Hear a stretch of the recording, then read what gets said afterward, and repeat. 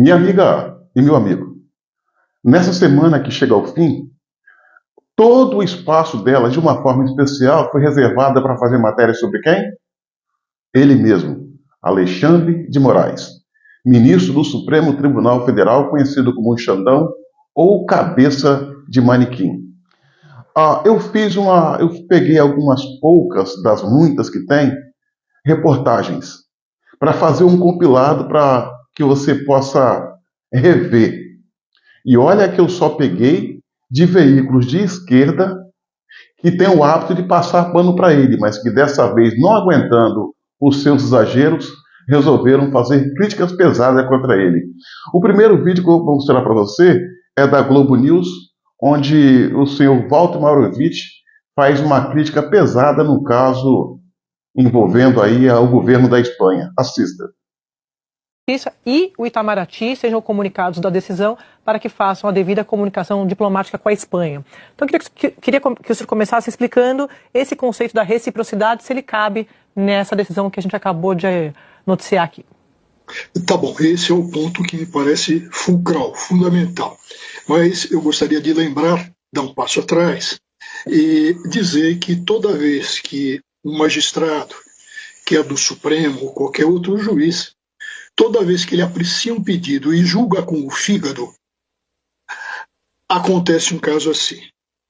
Está evidente que julgou mal o Moraes, julgou com o fígado, e sua bile é uma bile de ira e que tem odor de reciprocidade. Eu acho inacreditável que um búlgaro que foi apanhado com 30 malas de cocaína... Não, sim, mais de 52. 52, mas seja liberado porque o Alexandre de Moraes quer trazer de volta um bolsonarista que está lá, que está fazendo campanha. Acho absurdo, acho essa troca realmente sem sentido nenhum, não tem... E outra coisa, o fato da Espanha ter dito oficialmente que lá esses crimes não são crimes, é também um sinal de alerta, né? Nós não estaremos sendo exagerados demais nesse combate ao uso das redes sociais no sentido político. A gente não está misturando liberdade de expressão com crime. Eu acho que a gente precisa também pensar um pouco sobre isso, sobre a visão do que é crime quando se trata de uma oposição política. Este segundo vídeo que eu vou mostrar para você trata-se da jornalista da Globo, Malu Gaspar, também falando sobre os arroubos autoritários, os exageros do ministro Alexandre de Moraes, também envolvendo o episódio da Espanha. Vamos lá. A gente não deveria ter uma relação de uma coisa com a outra e mais. Não deveria ser o STF que deveria questionar isso, deveria ser o Itamaraty, porque o ministro pediu até uma manifestação da embaixadora espanhola a respeito do caso. Exatamente, Júlia. Isso que você está dizendo foi mais ou menos o que eu ouvi ontem de fontes do Ministério Público Federal ligadas a essa questão, para quem caiu muito mal toda essa dinâmica que o ministro Alexandre de Moraes promoveu aí nessa história.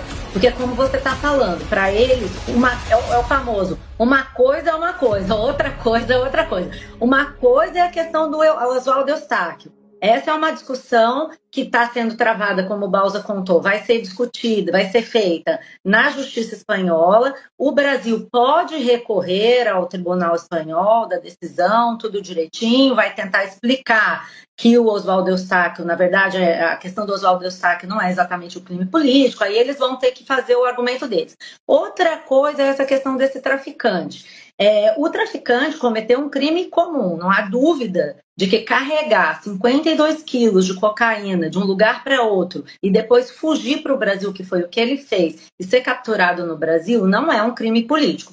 Então, não tem a ver a reciprocidade que ele cita. Uma coisa é o tratado, outra coisa é essa questão do traficante. Esse traficante teve a sua extradição aprovada pelo Supremo Tribunal Federal, a pedido da Espanha, e já estava tudo andando. Quer dizer, o ministro Moraes, para dar uma demonstração de poder no Brasil, suspendeu esse processo. E aí, o que se avalia? A Justiça, a PGR, vai tomar uma decisão ainda, né? O ministro Alexandre dá ciência da sua decisão para a AGU, para a Procuradoria Geral da República, e aí o pessoal pode fazer algumas coisas, pode concordar, pode falar simplesmente ciente, ou pode recorrer, dizer não concordo. A depender do que vai ser discutido lá dentro da PGR. O que eu sei é que isso pegou muito mal e que entre os procuradores, as pessoas que lidam com essa questão na PGR, a ideia é recorrer. Até a Band, que costuma passar pano ao extremo, dessa vez liberou o seu jornalismo para tecer críticas contra Alexandre de Moraes. E o jornalista, bem que esse jornalista ele é muito coerente. Critica quando tem que criticar, elogia quando tem que elogiar, e ele não parece não ter muito lado político.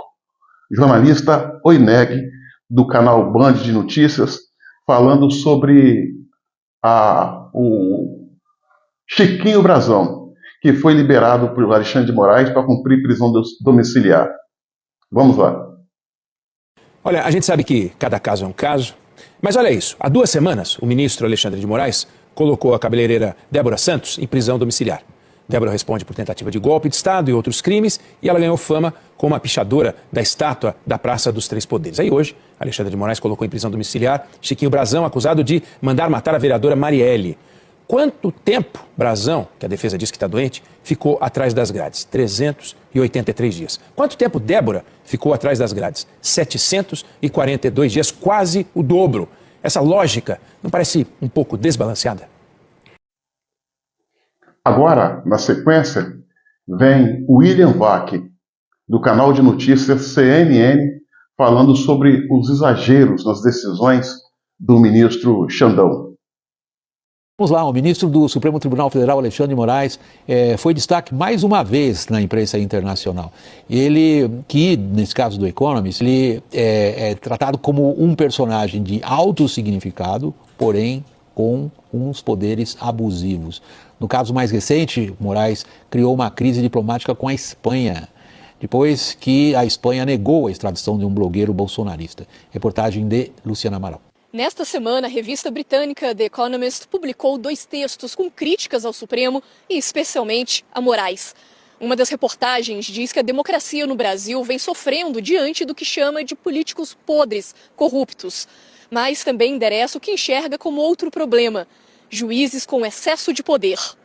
Intitulada Suprema Corte do Brasil sob julgamento, a matéria avalia que ninguém personifica melhor a situação do que Alexandre de Moraes. Seu histórico mostra que o poder judiciário precisa ser reduzido. A revista The New Yorker publicou na semana passada uma longa reportagem dizendo que, às vezes, as investigações de Moraes forçaram os limites, como quando ele mandou bloquear contas de redes sociais sem maiores explicações às plataformas. Recentemente, o jornal The New York Times destacou o julgamento de Bolsonaro no Supremo, chamando atenção para o fato de que Moraes é o relator e, ao mesmo tempo, um dos alvos do plano de assassinatos revelado na investigação do golpe. Na sequência, temos também o jornalista da Band, Oineg, falando sobre os exageros do ministro Alexandre de Moraes. Assista. Alexandre de Moraes colocou o Supremo num outro patamar. Antes dele, o STF era criticado por se meter onde não devia, o tal do ativismo. Agora, as críticas são mais duras e talvez já mereçam uma reflexão interna. É razoável Moraes tocar processos que não terminam, disparar ordens de prisão, bloquear perfis nas redes sociais e distribuir condenações com penas altíssimas. E agora, essa recusa do pedido de extradição feito pela Espanha de um traficante, porque a Espanha não mandou para cá um blogueiro, que é um dos quase 900 réus do 8 de janeiro. Será que A gente não corre o risco de criar dois Brasis? Um onde o Moraes faz o que quer e outro onde as pessoas fazem o que Moraes deixa. E nesse compilado, por último, como último vídeo, nós temos aqui uma matéria feita pelo Paulo Capelli, do site de notícias Metrópole, falando das consequências, das punições que o governo americano está preparando para aplicar contra Xandão, os seus colaboradores e o seu entorno. Assista, porque essa é extremamente importante e por essa razão vale a pena compartilhar esse vídeo. Assista. Estava conversando com o Capelli aqui, porque tem muita ação aí contra Alexandre de Moraes vinda dos Estados Unidos, mesmo que sejam veladas.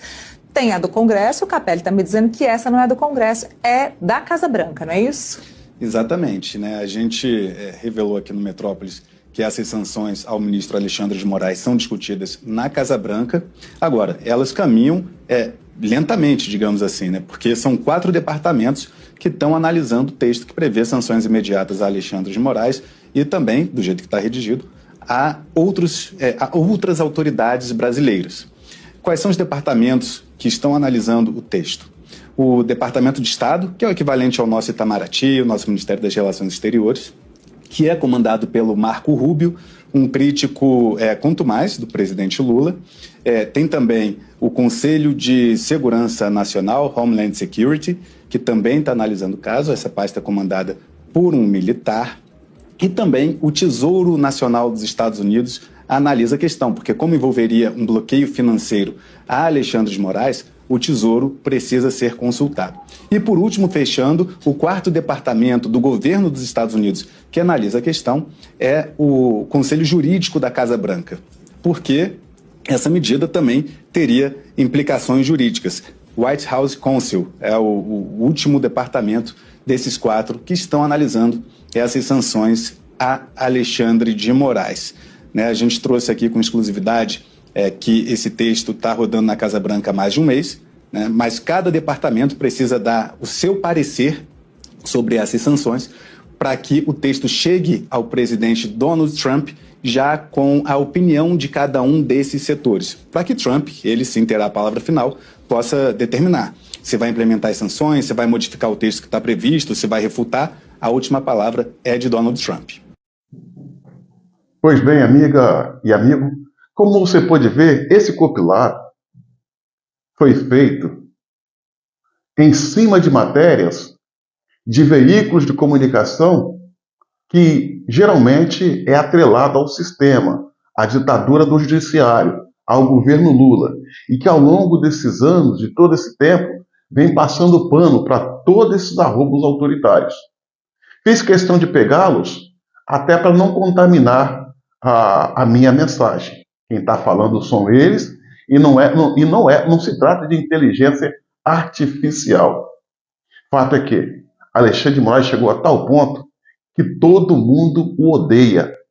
Ou seja, todo mundo odeia Xandão. Eu acredito que até ele mesmo se odeia, porque se não fosse assim, não faria o que faz.